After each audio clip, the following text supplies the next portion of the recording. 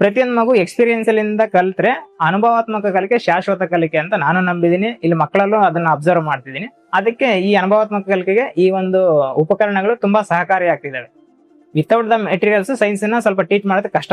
ಏನೇ ಶಾಸ್ತ್ರಬದ್ಧವಾಗಿ ಟೀಚ್ ಮಾಡಿದ್ರು ಮಕ್ಕಳು ಮೆಟೀರಿಯಲ್ಸ್ ಯೂಸ್ ಮಾಡದೆ ಅದರ ಗಣನೆಗೆ ತಗೊಳ್ಳೋದು ಕಷ್ಟ ಕಾನ್ಸೆಪ್ಟ್ ನ.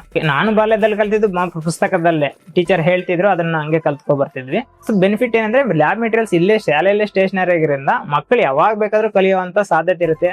ಯಾವಾಗ ಬೇಕಾದ್ರೂ ಕಲಿಯೋಕೆ ಆಸಕ್ತಿ ಉಂಟಾದ್ರೂ ಅವಾಗ ಬಳಸಿ ಅದನ್ನ ಅನುಭವ ಪಡ್ಕೊಳ್ಳುವಂತ ಅವಕಾಶನೂ ಇದೆ. ಅದೊಂದು ನನಗೂ ಪರ್ಸನಲಿ ಫೀಲ್ ಆಗ್ತಿದೆ.